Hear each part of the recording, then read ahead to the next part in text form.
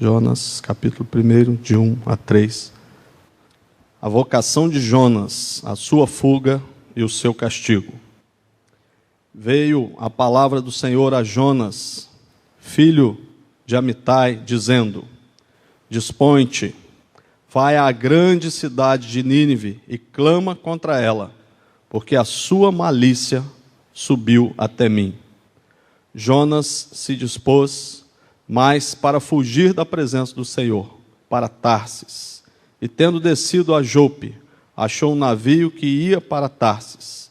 Pagou, pois, a sua passagem e embarcou nele, para ir com eles para Tarsis, para longe da presença do Senhor. Graças a Deus, irmãos. Nós vamos meditar sobre o tema Um homem na rota da fuga.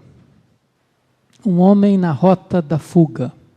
É bem conhecida aquela experiência de Carlos Magno, de Alexandre o Magno, melhor, que uma feita, passando em revista a sua soldadesca, foi informado por seu comandante que um soldado do seu exército havia fugido covardemente do inimigo e se escondido numa caverna.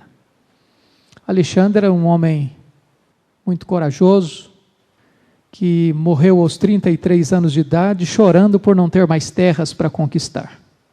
E uma coisa que ele não tolerava nos seus súditos era medo e covardia. Então, ao ser informado desse fato, ele ficou muito irado, mas ao ver também a inexperiência e imaturidade do soldado, ele teve o seu coração enternecido e, como que num tom paternal, dirigiu-se ao soldado. Soldado, qual é o seu nome? E o soldado, sentindo-se aliviado, respondeu: Alexandre, meu senhor. E mais uma vez Alexandre volta a ficar irado, o sangue ferve-lhe nas veias, seu rosto rubro. Ele grita com o soldado e pergunta: soldado, qual é o seu nome? E o soldado, já gaguejando, respondeu: Alexandre, meu senhor. E Alexandre saltou do seu cavalo, agarrou o soldado pela gola, jogou ao chão e disse: soldado, muda de nome ou muda de conduta.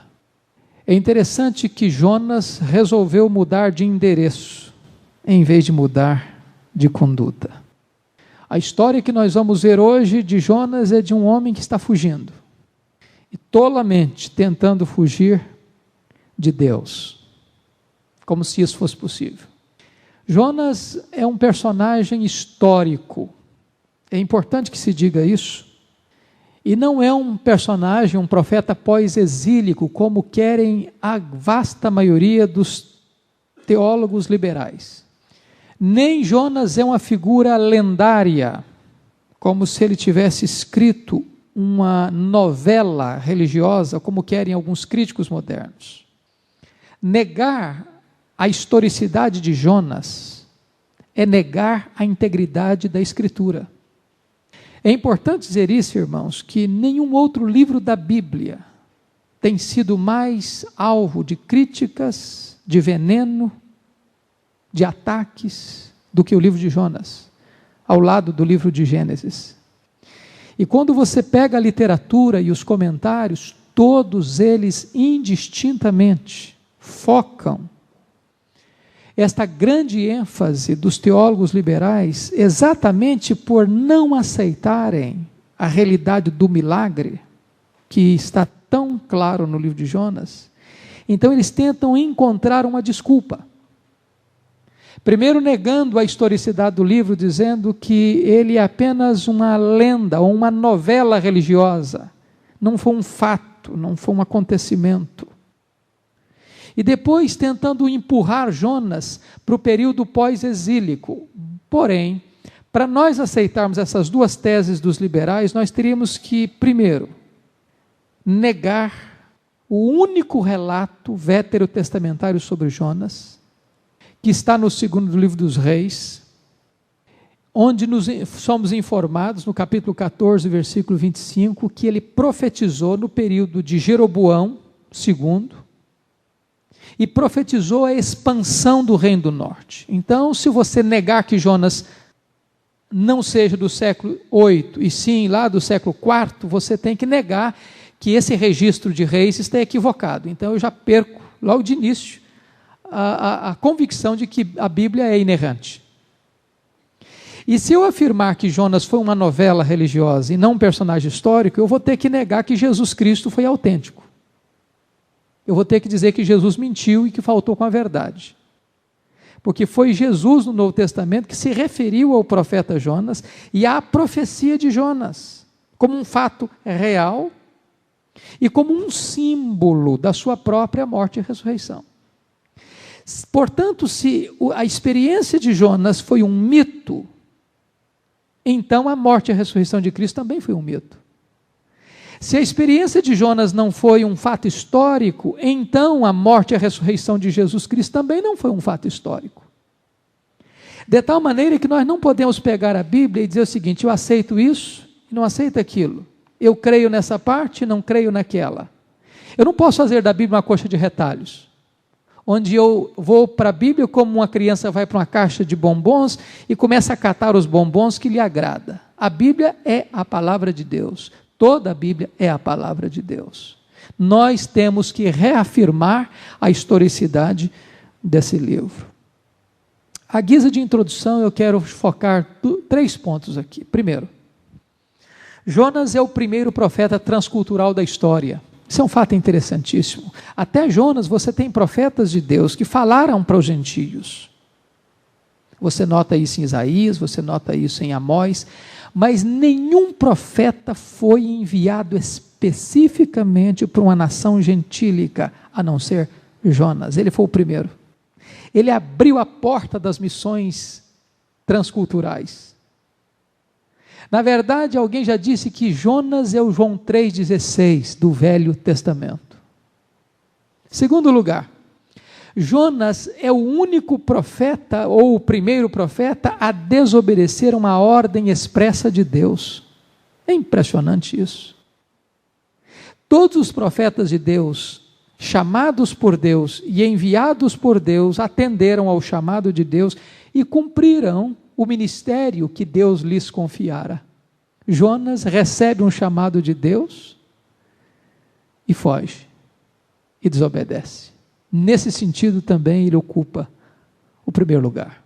Ele é o primeiro que tenta desafiar o seu próprio Deus e a se rebelar contra uma ordem do próprio Deus. Terceiro lugar, Jonas é o único profeta que tem, aliás, o único pregador da história que tem pleno e absoluto sucesso no seu ministério de pregação. Não há nenhum registro na Bíblia e nem na história de nenhum pregador que tenha tido tanto sucesso na pregação quanto Jonas. Ele pregou um sermão pequeno, no texto hebraico é apenas 5 palavras, certamente não foi com a das melhores motivações, e ele alcançou o maior de todos os resultados, porque se converteram até aqueles que não o ouviram. Se a cidade de Nínive era de 3 dias de caminhada, e no primeiro dia ele começou a clamar, certamente muita gente apenas ouviu a mensagem dele indiretamente com o próprio rei. Ele não foi ao palácio, mas o rei ouviu a mensagem por terceiros e se converteu. E a cidade inteira se converteu. Aliás, Jonas também é o único pregador que ficou desiludido e muito triste com o seu sucesso. Ele ficou frustrado porque ele foi bem sucedido. A conversão dos seus ouvintes foi a sua tristeza. A salvação dos seus ouvintes foi para ele a sua morte. Então, dito isso, eu quero chamar a sua atenção para o texto. E nós vamos olhar alguns pontos. Primeiro, a pessoa de Jonas. Vamos olhar a pessoa de Jonas. Primeiro aqui, logo no versículo 1, veio a palavra do Senhor a Jonas. Vamos entender o nome Jonas em primeiro lugar. A palavra Jonas significa pomba. E esse nome é apropriado e não apropriado. Em que sentido a palavra pomba é apropriado para Jonas? E em que sentido a palavra pomba não é apropriado para Jonas? É apropriado em 3 aspectos. Primeiro, a Bíblia diz que a pomba é vista como uma ave que busca a fuga na hora do perigo. Salmo 55, 4 a 7. Estremece-me no peito o coração, terrores de morte me salteiam, temor e tremor me sobrevêm, e o horror se apodera de mim. Então disse eu: quem me dera asas como de pomba, voaria e acharia pouso. Então a palavra pomba na Bíblia não é apenas símbolo de paz. A palavra pomba na Bíblia é símbolo de fuga na hora do perigo. E aí o nome de Jonas, pomba, está muito apropriado para o significado dele. Segundo, pomba na Bíblia tem um outro aspecto. A pomba é símbolo de alguém que chora e geme. Está lá em Isaías 59, 11. Todos nós gememos como pombas. Esse homem é um homem que está gemendo, que está chorando, que está querendo morrer, que está deprimido com a realidade, com a situação que o cerca. Terceiro, pomba é símbolo de passividade. Aliás, Jonas é um homem que está sendo passivo na história. Por exemplo, ele foge de Deus enquanto Deus o caça. Ele desce enquanto Deus o levanta. Ele dorme enquanto os marinheiros oram. Ele é forçado a fazer a vontade de Deus, enquanto os ninivitas buscam ativamente a Deus, para Deus suspender o castigo e derramar a misericórdia. Ele é um homem que está sendo empurrado, ele está sendo passivo. Então o nome pomba cabia muito bem para ele. Mas em que sentido o nome pomba não cabe para ele? É porque pomba também é símbolo de paz. E se existe um homem que não tinha paz, Jonas era um. Ele estava em conflito com Deus, ele estava em conflito consigo, e ele estava em conflito com as pessoas para quem ele estava pregando. Ele era um homem conflituoso, era um homem em crise, era uma guerra civil ambulante. Segundo ponto, vamos ver quem era o seu pai. Diz o texto aqui, Jonas, filho de Amitai. A palavra Amitai significa verdade. E os nomes hebraicos, eles eram dados com um significado. Então significa que aquele homem, Jonas, fora criado num lar onde a verdade era o parâmetro. Jonas tinha verdade tanto de ensino quanto de exemplo. Os estudiosos chegam a dizer que Jonas deve ter sido um dos discípulos da escola de profetas de Eliseu.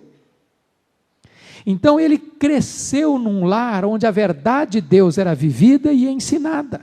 Ele aprendeu a palavra de Deus, ele conhecia a palavra de Deus. Em terceiro lugar, vamos ver a profecia de Jonas. Eu preciso que você abra comigo aí, 2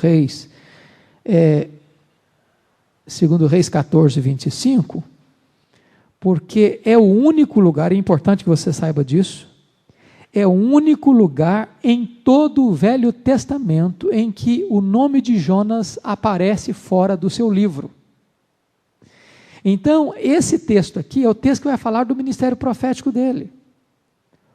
Porque Jonas não exerceu profecia apenas lá na Síria, lá em Nínive. Ele teve também um exercício profético na sua terra, em Samaria. Vamos ver o que aconteceu. 14, 25. Restabeleceu ele aqui falando de Jeroboão II, os limites de Israel, desde a entrada de Ramate até ao mar da planície, segundo a palavra do Senhor, Deus de Israel, a qual falara por intermédio do seu servo Jonas, filho de Amitai, o profeta, o qual era de Gat-Refer. Preste atenção em 3 coisas aqui. Primeiro, diz o texto que ele profetizou no período de Jeroboão II. Jeroboão II foi o mais importante rei do reinado do norte, governou 41 anos. Nesse tempo foi que Amós profetizou, que Oséias profetizou. Foi um período de grandes riquezas econômicas, de grandes conquistas militares, de paz nas fronteiras, mas também foi o começo da derrocada moral e espiritual da nação. Segundo, somos informados que ele morava em Gat-Refer. Gat-Refer era uma pequena vila que ficava a 5 quilômetros ao nordeste de Nazaré e a 19 quilômetros do Mar da Galileia. Então ele era um galileu. Quando o Sinédrio disse,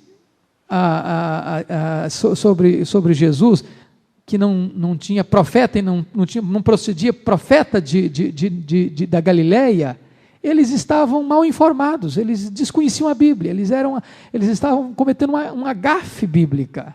Jonas era um galileu, ele era de Gat-Hefer, ele ficava ali muito próximo de Nazaré, onde Jesus foi criado. Terceiro lugar, Jonas profetizou a favor da expansão das fronteiras de Israel, à luz desse texto. Foi mediante a profecia de Jonas que este rei, Jeroboão II, alcançou a maior extensão territorial do reino do norte, quase que alcançando os mesmos limites do reinado de Davi.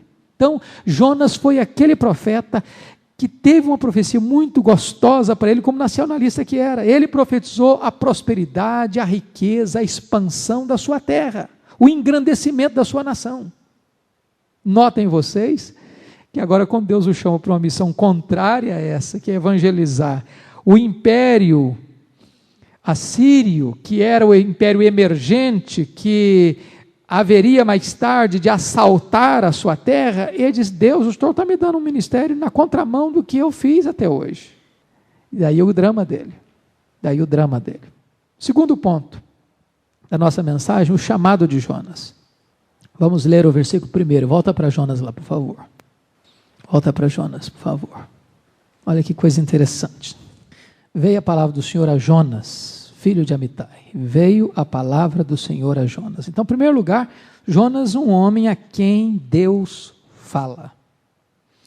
Essa expressão, veio a palavra do Senhor, aparece mais de 100 vezes no Velho Testamento, quando Deus se dirigia a um profeta para transmitir-lhe a palavra. Normalmente não é apenas a maneira de Deus abordar um profeta, mas quando diz veio a palavra do Senhor, por trás disso também tinha toda a orientação que Deus ia passar ao profeta. E nesse sentido, essa palavra vem rápida, inesperada e autoritativamente a Jonas. Ponto aqui importante. Veio a palavra do Senhor. O que significa isso? Significa que o profeta não é a origem da mensagem. O profeta não é o dono da mensagem. O profeta não é o produtor da mensagem. Como isso é importante, irmãos? O profeta é um veículo da mensagem. Ele é o mensageiro, mas a mensagem não é dele. A mensagem é de Deus. O profeta não cria a mensagem. O profeta não pode mudar a mensagem. O profeta não pode acrescentar nada à mensagem. O profeta não pode subtrair nada da mensagem. O profeta tem que comunicar a mensagem que ele recebeu. Lembra que Paulo sempre falava isso? Porque eu vos entreguei aquilo que também recebi. O profeta precisa ser íntegro para transmitir aquilo que recebe. Então diz o texto, veio a palavra do Senhor a Jonas. O profeta, ele não é a fonte, ele é o instrumento da entrega. Ele não escolhe o que prega e nem a quem prega. Ele é um servo de Deus e um servo da mensagem. Segundo lugar, Jonas, um homem a quem Deus comissiona. Jonas, um homem a quem Deus comissiona. E você vai ver que Deus diz para ele, dispõe-te, vai à grande cidade de Nínive, clama contra ela, porque a sua malícia subiu até mim. A mensagem é soberana, árdua, clara e urgente. Vamos ver aqui alguns pontos. Jonas é convocado por Deus para uma missão singular e inédita. Por isso Deus diz, dispõe-te. Ninguém faz a obra de Deus sem disposição, irmãos. Aliás, até pode fazer, Jonas fez. Mas como é triste a gente fazer a obra de Deus com a corda no pescoço, com a espada na barriga, em vez de fazer a obra de Deus com a motivação e com a alegria. Deus estava dando para Jonas a pista, dispõe-te. Primeiro Deus diz, abra o seu coração, ponha a sua vida nessa missão, predisponha-se a fazer o que eu estou mandando você fazer. Deus pode nos fazer a obra dele, querendo nós ou não, gostando nós ou não, motivados nós ou não. Mas Deus trabalhou esse lado emocional de Jonas e disse: dispõe-te, levanta-te, põe o teu coração nesta obra. E era um trabalho singular, singularíssimo, porque ele iria pregar para uma cidade que um profeta hebreu jamais poderia escolher. Comparando, é a mesma coisa hoje você pedir um membro do Talibã para evangelizar George W. Bush. Ou para você pedir a um palestino xiita para anunciar boas novas a um judeu ortodoxo. Era um pedido radicalíssimo de Deus, o que Deus estava fazendo com Jonas. Era algo inédito. Segundo lugar, Jonas não é chamado a pensar, a refletir, a questionar, mas a ir à grande cidade de Nínive. Esta situação, a grande cidade de Nínive, é interessante que era tão grande que o texto de Jonas refere-se a ela 2 vezes como uma grande cidade. Naquela época, para vocês terem uma ideia, a Nínive era a cidade mais famosa, maior geograficamente, em termos de população, a mais forte, a mais poderosa e também a mais perversa. Se você quiser ter uma noção de como é que era a cidade de Nínive, vale a pena você ler o livro de Naum. Talvez se Jonas pudesse ter trocado com Naum de ministério, ficaria felicíssimo, porque Deus chamou Naum para profetizar a queda de Nínive, a ruína de Nínive, a derrota de Nínive. Era tudo que ele queria na vida. Mas Deus o chamou para pregar a Nínive. E lá em Naum 3 está escrito assim: ai da cidade sanguinária, toda cheia de mentiras e de roubo, que não solta sua presa. Veja você como é que era a situação dessa cidade. A prostituição era uma coisa terrível. Diz o texto de Naum que ela era mestra de feitiçarias, que ela vendia os povos com a sua prostituição e as gentes com as suas feitiçarias. Por todos os povos passou a maldade daquela cidade. Então, quando Deus diz, levanta-te e vai a Nínive, Deus está dizendo, olha, eu estou te enviando para a pior cidade do mundo, para a mais violenta do mundo, para a mais perversa do mundo, para a mais idólatra do mundo, para a mais feiticeira do mundo, para aquela mais pervertida moralmente do mundo. Para Jonas não era uma coisa simples.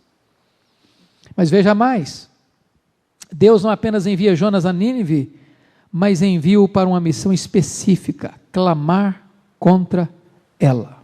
O que significa isso, irmãos? Às vezes você fica olhando as grandes cidades, pensa nas maiores cidades do mundo, pensa em Tóquio, é a cidade que tem mais carros no mundo, depois de Tóquio é São Paulo. Pensa em Nova York, pensa em São Paulo. O que você fica encantado com cidades como essas? O que encanta? O que fascina?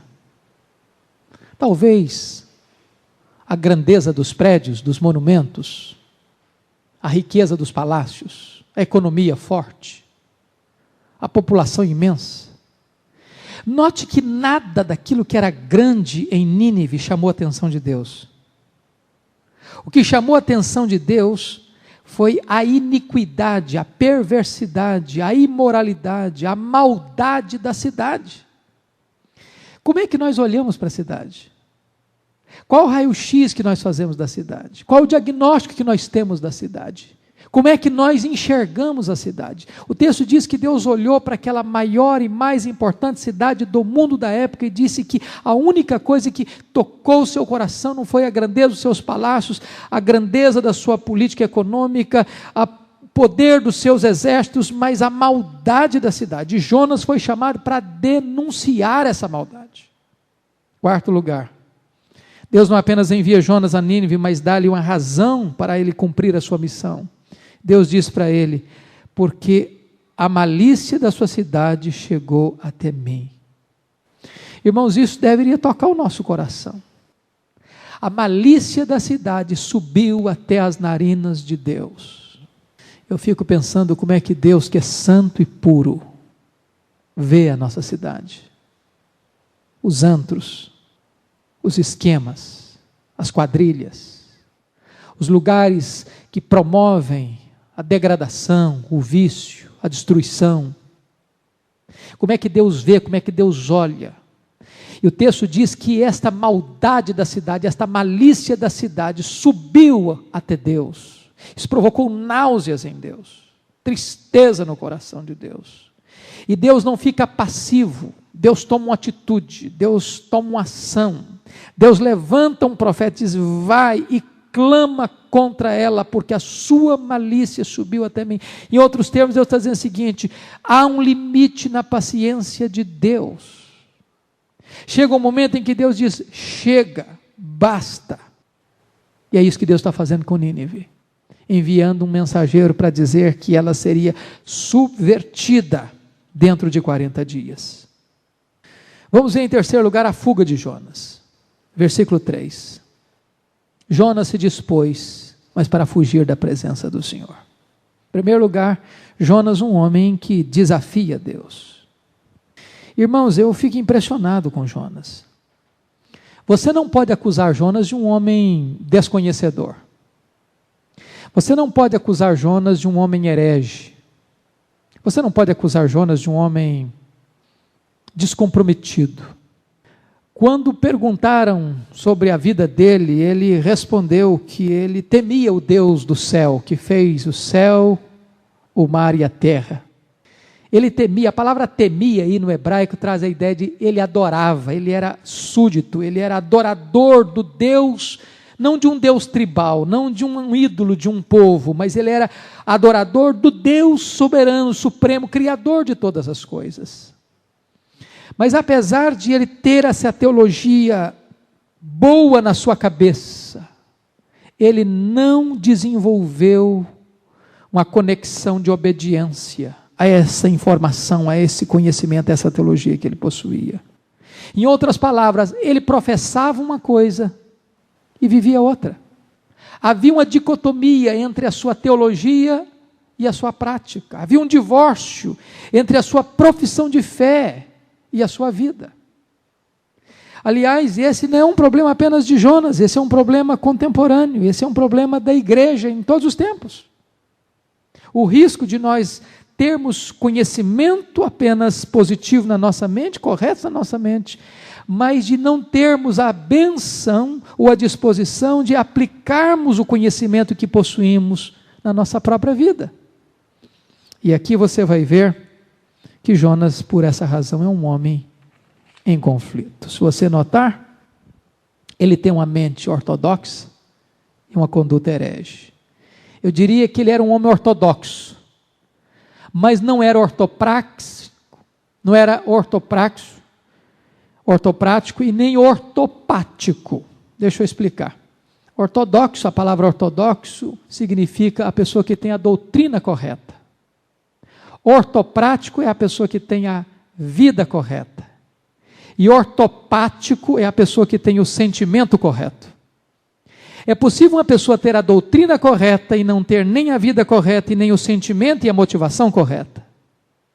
Jonas tinha doutrina boa, mas não tinha vida certa e não tinha motivações certas. Se você notar, Deus está dizendo: vai, dispõe-te e vai. Ele se levantou para fugir. Ele se dispôs, mas para fugir. No livro de Jonas, é notório perceber isso, que é um contraste. Deus está falando para o mundo inteiro e o mundo inteiro está obedecendo Deus. Deus chega para o vento e para o mar e diz: vai lá atrás de Jonas, empola o mar. E o vento soprou e o mar se encapelou. Aí Deus chega para o grande peixe e diz: vai lá agora e pega o Jonas. E o grande peixe vai lá e engole o Jonas. Aí Deus diz para o peixe: agora vai lá e vomita o Jonas. E o grande peixe vai lá e vomita o Jonas. Aí Deus diz para um verme: vai lá e corta aquela planta. E o verme vai lá e corta a planta. Deus diz para o profeta: dispõe-te e vai a Nínive. E o profeta dispõe-se e foge de Deus. É um contraste. As leis da natureza obedecem a Deus. Os animais aquáticos obedecem a Deus. Os insetos obedecem a Deus. E o profeta não obedece. Aliás, na natureza, no universo, o único ser que se rebela são os seres morais, os anjos caídos e os homens. O que é triste é que até mesmo os servos de Deus correm o risco de desobedecê-lo. Agora vamos fazer uma questão, uma pergunta. O segundo ponto, Jonas, um homem que foge de Deus.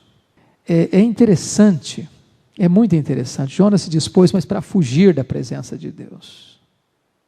O motivo que leva um homem a fugir da presença de Deus é sempre mau. O método que um homem adota para fugir de Deus é sempre absurdo. A impossibilidade de fugir da presença do Senhor é óbvia, e as consequências de se tentar fugir é muito sofrida. Pergunta, por que Jonas tentou fugir? Você já parou para perguntar? Por que Jonas tentou fugir da presença de Deus? Deixa eu levantar aqui alguns pontos para a nossa reflexão. Primeiro, porque Tarsis, por que ele fugiu para Tarsis? Porque Tarsis ficava no fim do mundo. Abra sua Bíblia aí comigo, por favor, Isaías 66, 19. Isaías 66, 19. Porém entre elas um sinal, e alguns dos que foram salvos enviarei às nações, a Tarsis, Pul e Lude, que atiram com arco, e a Tubal e Javã, até as terras do mar mais remotas. Até as terras do mar mais remotas. Essa é a primeira razão pela qual Jonas fugiu para Tarsis, porque Tarsis era o fim da linha, era o fim do mundo. Era o lugar mais remoto conhecido naquele tempo. Tarsis era uma cidade criada pelos fenícios, que ficava no sul da Espanha. E até então ninguém tinha viajado para além dos limites de Tarsis. Ele está dizendo, eu vou fugir, mas vou fugir mesmo. Vou fugir para não deixar o endereço nem rastro com ninguém. Eu vou para o fim do mundo. Por que ele fugiu para Tarsis? Por uma segunda razão, está aí no texto de Isaías 66, 19, porque o texto diz assim, até as terras do mar mais remotas, que jamais ouviram falar de mim, nem viram a minha glória. Segundo lugar, é porque Tarsis ficava num lugar onde não se ouvia a palavra de Deus. Em outras palavras, está dizendo, eu vou fugir para um lugar tão longe, que não haverá a mínima chance de lá eu escutar alguém falar para mim, confrontar o meu coração com a palavra de Deus. Ele quer se isolar, ele não quer de forma nenhuma ouvir Deus falar com ele. E ele então escolhe exatamente este local, por ser um símbolo. Agora é interessante que o seu contemporâneo Amós diz assim, capítulo 3, verso 8, rugiu o leão, quem não temerá? Falou o Senhor Deus, quem não profetizará? Deus havia falado, mas Jonas não queria profetizar. Parece que Jonas, mais uma vez, é um ser contraditório por um aspecto. Querem ver? Leia o capítulo 2, nós vamos estudá-lo em breve. E a oração de Jonas no capítulo 2 está cheia de citações dos Salmos. Parece que ele não deve ter lido o Salmo 139. Para onde me ausentarei do teu espírito? Para onde fugirei da tua face? Se tomo as asas da alvorada e me detém nos confins dos mares, que na época era Tarsis, sul da Espanha, ainda lá me haverá de guiar a tua mão. Você esqueceu disso? Irmãos, ninguém consegue fugir de Deus. Deus é inescapável. É tolice. Ele fugiu por essa razão. Em terceiro lugar, ele fugiu, possivelmente, porque, segundo você pode encontrar em outros textos da Bíblia, Tarsis era um lugar extremamente próspero, onde ficavam as mais ricas fontes de prata, de ouro, de estanho, de chumbo, do mundo antigo desde o ano 1000 antes de Cristo. Parece-nos que Jonas está disposto a recomeçar sua vida, em outro lugar, num lugar próspero, e deixar de lado o seu ministério. Ele está até pensando assim, Deus pode usar Amós, Deus pode usar Oséias, Deus pode levantar outro homem, não a mim, eu não quero, eu não estou disposto. Terceiro ponto, Jonas, um homem cercado por várias coincidências. Eu acho isso magnífico. Ele era de Gat-Hefer, perto de Nazaré, fica numa região montanhosa. Ele deve ter descido dali para Jope. Jope é hoje um bairro da cidade de Haifa, às margens do mar Mediterrâneo, a terceira maior cidade de Israel. um porto importantíssimo. Exatamente na mesma Jope que o Pedro está com dificuldade de pregar para o Cornélio, que era gentio, ele está também em Jope, fugindo de pregar para os gentios. E aí presta bem atenção no fato. Ele desce, e quando ele chega em Jope, está de partida um navio. Eu fico pensando que ele entrou na fila, perguntou o preço da passagem, contou na sua algibeira, tinha dinheiro exatamente para pagar a passagem. Pagou a passagem. Estava de partida. Quem estava naquele navio? Certamente os fenícios, os donos da navegação do mundo.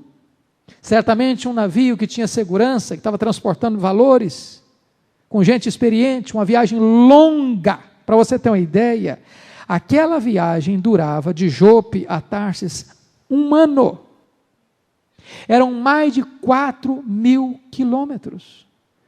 E ele podia pensar o seguinte: está tudo dando certo. Boas coincidências. As coisas estão se encaixando. A ponto dele conseguir entrar no navio e até tirar uma soneca. Quantas vezes, meus irmãos, nós interpretamos equivocadamente as providências, achando que as coisas estão calmas, é porque está tudo bem. Não. Lembram da viagem que Paulo fez para Roma?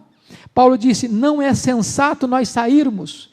Mas o capitão do navio não deu ouvidos ao que Paulo dizia, escutando antes as pessoas que estavam no navio. Quando eles embarcaram, contrários à orientação de Paulo, o vento soprava brandamente. Certamente deve ter tido um bochicho no navio, dizendo: está vendo aí, esse Paulo não sabe de nada. Ele falou para não sair. Olha que mar tranquilo, que mar gostoso de viajar. Só que de repente surgiu um tufão. Então nem sempre quando as circunstâncias parecem favoráveis, Deus está no negócio, não. São coincidências que podem ser laço e não aprovação. Quarto ponto, Jonas, um homem que desce vertiginosamente. Se você notar, a vida de Jonas é uma vida de decadência e de descida. Vamos pensar comigo aqui. Ele morava onde? Gat-Hefer, região montanhosa da Galileia. De Gat-Hefer ele desce para onde? Desce para Jope. Jope fica à beira-mar. Mar Mediterrâneo, onde estava um dos mais importantes portos da Palestina. De Jope ele desce para o navio. Do navio ele sai do seu convés e vai para onde? Vai para o porão do navio. Do porão do navio ele desce mais um pouco, é jogado dentro do mar. Do mar ele desce mais um pouco. No capítulo 2, versículo 6, diz que ele estava lá nas raízes dos montes. Ele não foi engolido pelo peixe assim logo que foi jogado, não. Ele fundou, foi lá para baixo. E deve ter passado um pouco de aperto antes. À luz da oração que ele faz no capítulo 2. Depois ele desce para o ventre do grande peixe. Em outras palavras, o homem que toma a rota da fuga de Deus é um homem que começa a cair e a descer na vida. O caminho da fuga de Deus é um caminho descendente, é um caminho de declive, é um caminho de queda, é um caminho de caída. Mas vamos ver o quarto ponto. Quais são as razões de Jonas para fugir de Deus e não ir para Nínive? Por que Jonas fugiu? Vamos dar 3 razões aqui. Primeira razão. Sabe por que Jonas fugiu? Porque Jonas conhecia Nínive. Jonas conhecia Nínive. Jonas era um homem bem informado. Jonas era um homem, usando a palavra de hoje, ele lia Veja. Ele lia jornal. Ele sabia o que estava acontecendo. Ele era um homem bem informado.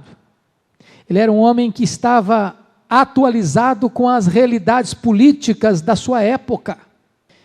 O que representava Nínive para Jonas? Que cidade era essa? Para vocês terem uma ideia, a cidade de Nínive era, além da cidade mais opulenta e mais perversa, a Bíblia diz que ela era uma cópia de Sodoma e Gomorra. E era uma cidade de fortalezas, para você ter uma ideia, as muralhas que cercavam a grande Nínive, porque tem um fato interessante, quando a Bíblia fala de grande Nínive, existia uma Nínive amuralhada, e existia uma Nínive de cidades grandes também, satélites. Então a grande Nínive possivelmente transcendia apenas a cidade amuralhada. E o que acontece? Essa cidade amuralhada, as muralhas dela tinham quase 30 metros de altura e dava para 4 carruagens aparelhadas correrem por cima das muralhas. Belos palácios, grandes jardins, portas, galerias, o templo com a formação de uma pirâmide, uma das mais importantes bibliotecas do mundo, criada por Assurbanipal. A cidade de Nínive recebeu o nome de uma deusa, a deusa da guerra e do amor, entendendo amor aí como sexo. E isso revelava duas características da cidade: violência e imoralidade. E desta forma, eu quero trazer a atenção dos irmãos a alguns pontos da desumanidade brutal da cidade de Nínive. Nínive era conhecida na época como a capital da Síria, por exemplo. Quando eles iam invadir uma cidade, normalmente eles matavam as crianças à espada, eles pegavam os homens, cortavam as orelhas, cortavam o nariz, cortavam os dedos, iam martirizando a pessoa pouco a pouco. Depois faziam montões e montões de cabeças, empilhando as cabeças. Pegavam os seus súditos, quando tinham que trazer alguma confissão deles, enterrava o corpo dessa pessoa até o pescoço, puxava a língua e enfiava nessa língua um espinho, um espeto, e deixava a pessoa ali padecendo até a morte. Outras vezes pegava a pessoa, amarrava o pescoço aqui, as pernas lá, e começava com a faca a arrancar a pele da pessoa, deixando a pessoa totalmente esfolada, fora, sem pele no corpo. Jonas entendia uma coisa: evangelizar Nínive para ele era uma missão suicida. Ele sabia, por profecia tanto de Isaías quanto de Oséias, que Deus já havia falado que Israel, na sua rebeldia, iria ser entregue à Assíria. Israel tinha adorado o bezerro de ouro, estava se prostrando diante do bezerro de ouro, e Deus disse que aquele bezerro de ouro iria para a Síria, e que o povo iria comer coisa imunda na Síria, e ia ser cativo na Síria. Jonas sabia disso. Ele disse: Deus, o Senhor está me dando uma missão que é contra o meu sentimento, é contra a minha nacionalidade, é contra o meu patriotismo, é contra os meus desejos. A Síria viver, é Israel morrer. Talvez a gente pudesse olhar para Jonas com aquele sentimento que aconteceu com Moisés. O que aconteceu com Moisés quando o povo pecou lá em Cades Barneia? Vocês lembram? Qual foi a oração? O que Deus disse para Moisés? Deus disse: Moisés, eu vou destruir esse povo, vou formar uma outra nação através de você. O que Moisés disse para Deus? Senhor, se o Senhor vai fazer isso, então risca o meu nome do livro que escreveste. Em outras palavras, Deus, eu prefiro morrer e me perder do que esse povo perecer. Lembra o que Paulo escreveu em Romanos capítulo 9? Que ele, Paulo, desejaria ser anátema para que o povo judeu pudesse ser salvo. Pense no sentimento de Jonas. Jonas está entendendo uma coisa: se Nínive se converter, seria a derrota de Israel. Para ele seria muito bom que Nínive perecesse. Eu fico pensando que quando Deus chamou Jonas, dá-me essa impressão, para dizer: vai a Nínive, clama contra ela, e prega assim: dentro de 40 dias Nínive será subvertida. Eu acho que no início ele gostou. É isso que eu quero, é isso que nós precisamos, para tranquilizar Israel. Era um império emergente que se despontava, e eles sabiam que a Síria, mais cedo ou mais tarde, invadiria Israel e as nações vizinhas. Até o momento em que Jonas para meditar. Mas Deus é misericordioso.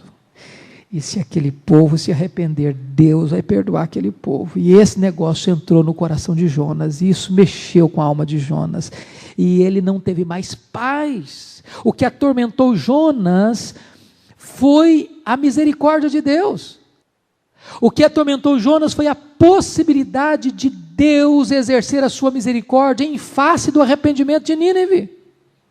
Vocês podem perceber isso em Jonas 4, capítulo 2, olha aí comigo. Olha qual é a resposta de Jonas, por que ele não quer ir? Ele diz assim: e orou ao Senhor e disse: Ah, Senhor, não foi isso que eu disse, estando ainda na minha terra? Por isso me adiantei fugindo para Tarsis, pois sabia que és Deus clemente e misericordioso e tardio em irar-se, grande em benignidade, que te arrependes do mal. Então essa era a motivação dele, porque conhecia Nínive. Mas eu poderia dizer outra coisa, irmãos. Ele tentou fugir porque ele conhecia bem a Deus. É o ponto que nós estamos focando aqui. Ele conhecia Deus. Ele sabia que Deus sempre caminha com misericórdia para quem chega a Ele com arrependimento. O caráter de Deus assustou Jonas nessa missão. Os atributos de Deus assustaram Jonas nessa missão. Deus vai ter misericórdia desse povo. Esse povo vai se arrepender, esse povo vai se quebrantar, esse povo vai se humilhar. E se esse povo se humilhar, Deus não vai dar juízo. Deus vai atender esse povo com misericórdia. E é por isso que eu não quero ir, é por isso que eu vou fugir. Aliás, parece-nos que é um único profeta de Deus que está angustiado e muito triste por causa da bondade de Deus.